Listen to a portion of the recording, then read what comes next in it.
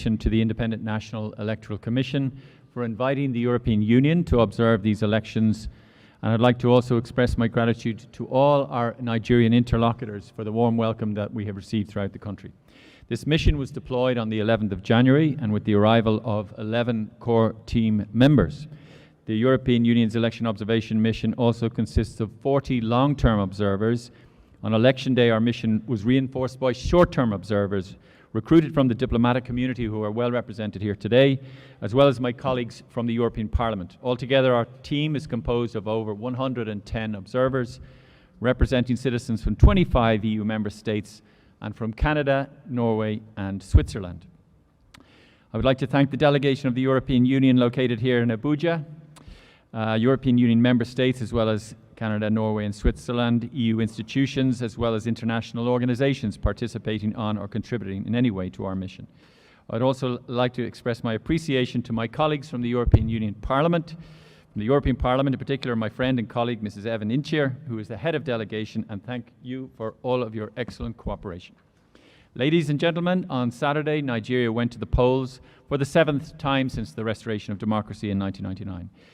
I want to express my gratitude to the millions of Nigerian voters that cast their vote in the Presidential, Senate and House of Representatives elections on Saturday, despite prevailing challenges.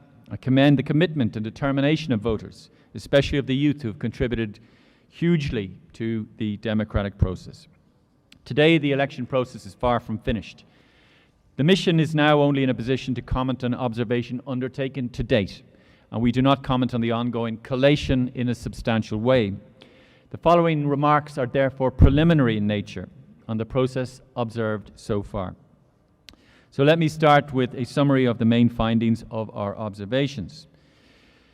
Nigerians went to the polls in the highly anticipated Presidential National Assembly elections, with INEC notably kept on schedule despite a volatile and challenging environment. Fundamental freedoms of assembly and movement were largely respected, yet the full enjoyment of the latter was impeded by insufficient planning, insecurity, and the prevailing naira and fuel shortages, particularly in the weeks before the election day. Abuse of incumbency by various political office holders distorted the playing field, and there were allegations widespread of vote buying. Media provided an extensive coverage of the three leading campaigns, but disinformation interfered with voters' right to make an informed choice on election day. Let me go into the details of our findings. First, about INEC. INEC was, of course, challenged by the ongoing fuel and cash shortage. Insecurity prevented INEC from accessing some areas, and it suffered attacks on its premises and personnel, including just days before polling. This hindered preparations in affected areas and instilled fear in voters. Overall, stakeholders expressed confidence in INEC's independence and professionalism and voter information efforts earlier in the process. However, there was a lack of efficient planning during critical stages of the electoral process, as well as a lack of transparency. On election day, delayed polling processes and insufficient information related to access to results on its results viewing portal, which reduced trust in INEC. In particular, presidential election results forms only started to be uploaded after 10 p.m. on election day. By noon yesterday, it had reached 20%. This is of serious concern, in particular given the high expectations given INEC's commitments in this regard. On a positive note, the new Electoral Act in February last year introduced measures aimed at building stakeholder trust. Amongst others, INEC benefited from more timely financing under the new law. However, there were some gaps in terms of accountability and enforcement of the law, including insufficient sanctions for electoral offences and breaches of campaign finance rules. There was a lot of expectations regarding the use of technologies in these elections. The introduction of the bimodal voter accreditation system, BVAS, and the IREV was perceived as an important step to ensure the integrity of the election campaign. Almost 10 million additional voters were registered ahead of the polls. A majority of them, 2/3, were youth, a result of mobilization efforts during the registration period. Yet the collection of permanent voter cards, which is required to vote, was affected by poor planning. An audit of the voter register could have increased quality and inclusiveness. Party primaries were affected by a lack of transparency and inclusiveness, with notable very low participation of women and youth. The lack of legal measures for inclusion and barriers is of concern. The conduct of contesting parties and candidates, as well as some gaps in the law, led to a spate of pre-election court cases, with some matters not finalised ahead of elections. The campaign was highly competitive and contestants conducted rallies nationwide, but the Naira cash and fuel scarcity reduced activities and attendance. Political parties denounced unequal campaign conditions due to interference, and there were frequent reports of vote and PVC buying. There was a lack of prosecution of electoral offences and a significant increase in violent incidents with the potential to disturb the elections and suppress voter participation, particularly in the southeast. Even if challenged by a number of factors, such as economic hardship and electoral violence, media offered an extensive campaign coverage. Major parties received fairly equitable coverage. Unfortunately, analytical reporting on party policies was limited, and key candidates refused to participate in debates, thereby undermining voters' right to an informed choice. Social media platforms were misused to spread harmful content, including disinformation on key political processes. The measures the platforms took to protect electoral integrity were insufficient. Misleading information also came from political actors, contributing to a blurred information environment for voters.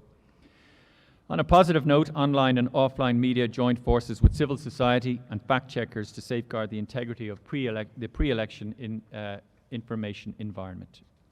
Furthermore, civil society organizations observed and scrutinized different aspects of the election, offering voters a non-partisan assessment of election preparations. Overall, almost 150,000 participated in Election Day observation, contributing to the transparency of the process. The tabulation exercise is still ongoing. This is a crucial period of time for Nigeria. I encourage stakeholders to continue demonstrating commitment to a peaceful process before and after the results are announced. Any dispute arising from the process should be addressed through established legal channels. As we speak, our observers are present at the collation centres observing the ongoing process. The mission continues to follow the ongoing process related to the Presidential and National Assembly elections to its conclusion, and will continue its activities also for the 11th of March Governor and Local State Council elections. In 2 to 3 months' time after the end of the process, our mission will deliver a final report that will include recommendations addressing issues identified. Thank you very much for your attention. A large political spectrum and coming from 7 different countries of the European Union. We all are very honored to have been present during these crucial days of Nigeria, an important EU ally and a major player on the world stage. This is the 7th time that an EU election observation mission has been deployed to your country here in Nigeria. Our presence, both in the past and now, demonstrates the significance with the European Union which the European Union attaches to Nigeria, its people, and of course its democratic institutions. The European Parliament, directly elected by around 450 million European citizens, also observed these elections as a part of the European Election Observation Mission. In fact, this is the 5th time that the delegation of our European Parliament has been part of the EU mission. First and foremost, I want to express our full endorsement of the findings presented today by my colleague, the Chief Observer, Mr. Barry Andrews. I thank him for his work and cooperation.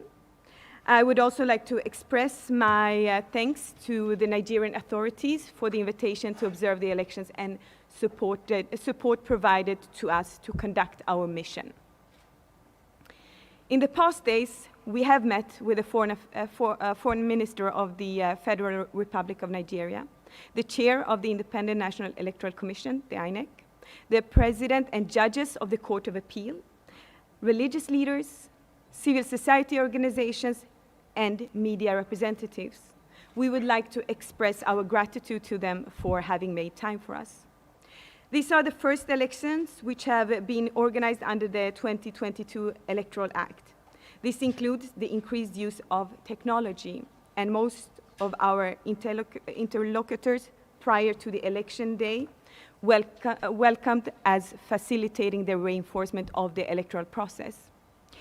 During our meetings, our impression was that in the run-up to the elections, the stated ambition of the Independent National Electoral Commission of Nigeria was to improve the electoral process. In addition, we were pleased to learn that in view of these general elections, the number of registered voters had risen by almost 10 million people to a total number of 93.4 million. We were also pleased that almost 40% of the registered voters were people between the ages of 18 and 34 years old, young people, both the present and the future of this country. Nevertheless, these elections faced numerous challenges. During our exchanges, we were made aware of violence, including against INEC, the media, and candidates, which marred the electoral campaign. This atmosphere of insecurity was compounded by cash and fuel shortages. We also heard of vote-buying incidents, which were said to have had negative impact on the elections. Women need to have an equal say on the future of this country and the direction it will take in the years to come. We are therefore concerned that less than 10% of candidates were women. The next government and parliament should heed the manifestos of the main political parties of Nigeria, which call for affirmative actions such as quotas. Turning to election day, one European Parliament team observed in the center of Abuja, another in the wider Federal Capital Territory and in particularly Kuje, and the third team in the west of Niger state, including in Minna. The atmosphere on election day was relatively peaceful, but at the same time tense, largely due to organizational challenges, which among others caused significant delay in many of the polling units which we visited.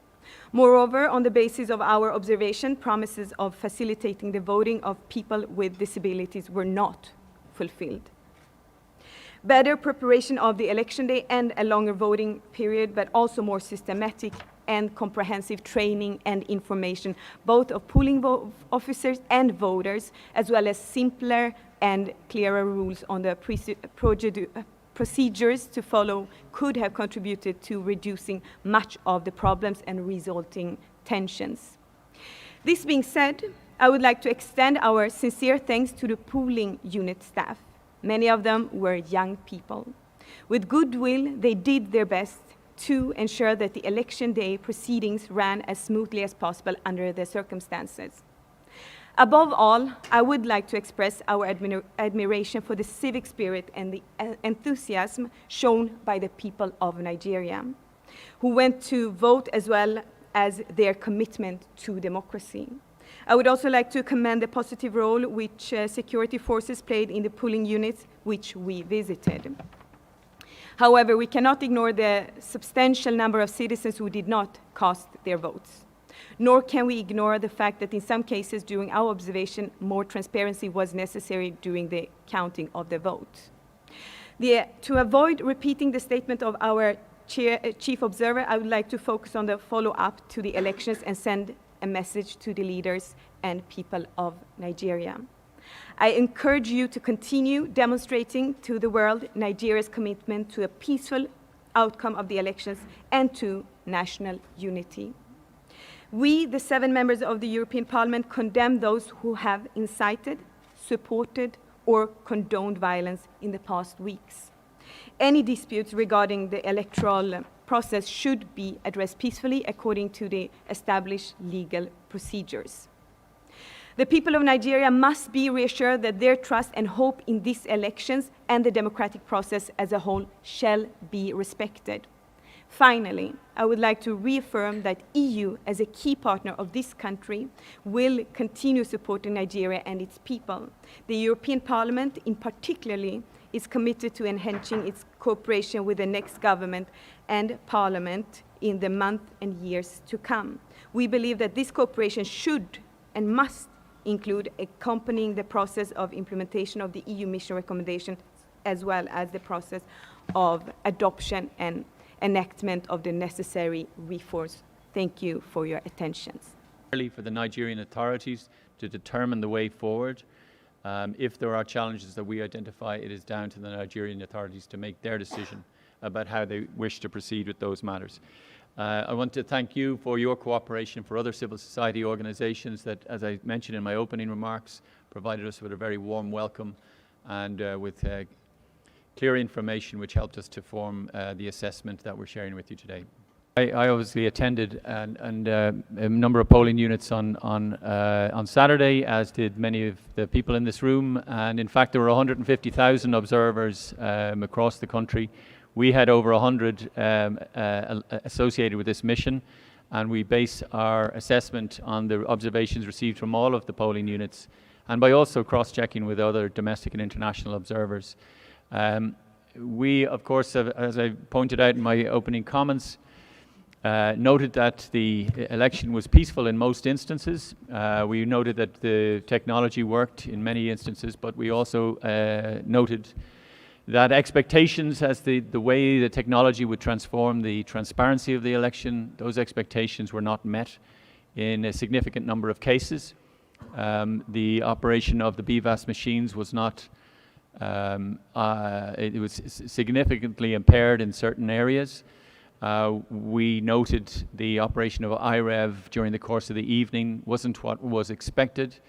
We noted that in some instances the offline uploading of results onto BVAS machines was not done systematically.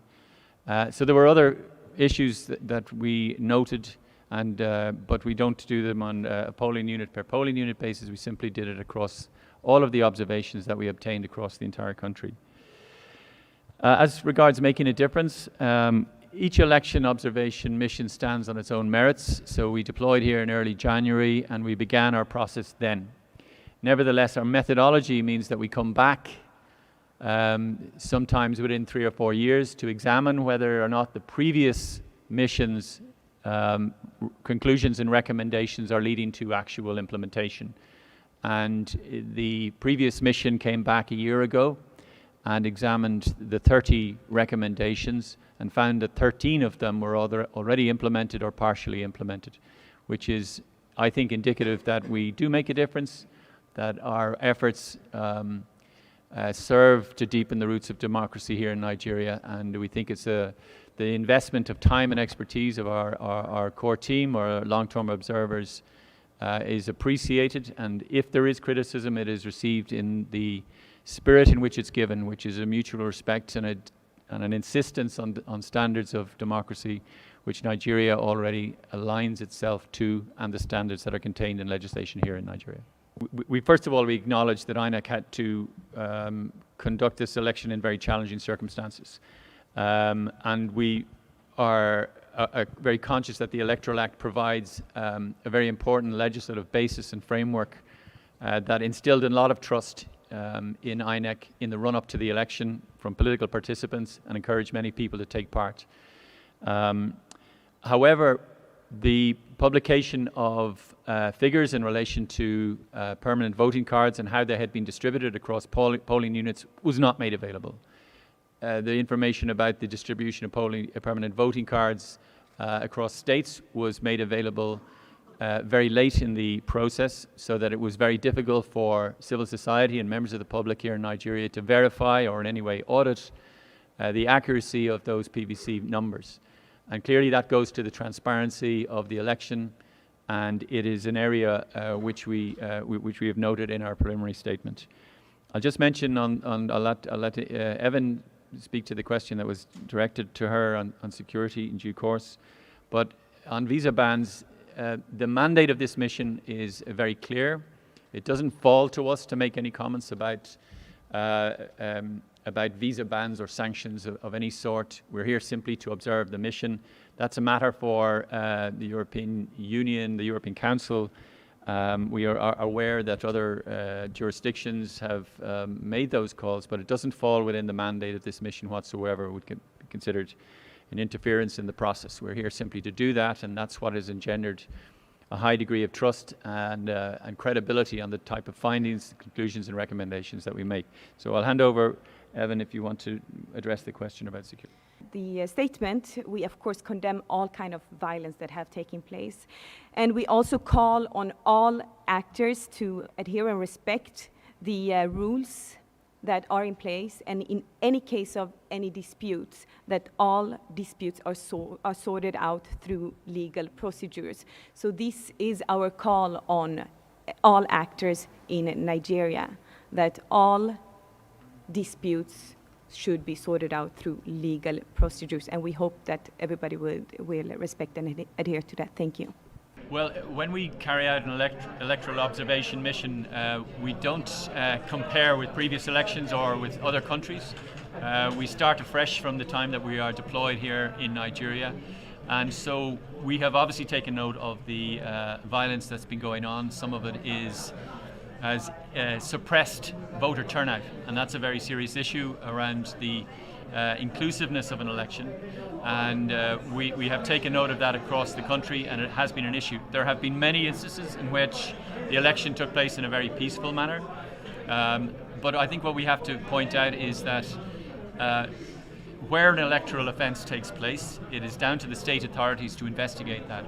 However, we have noted that there have been abuses of incumbency, where those who wish to organise rallies where governors are not of the same party, that they have been hindered in some way.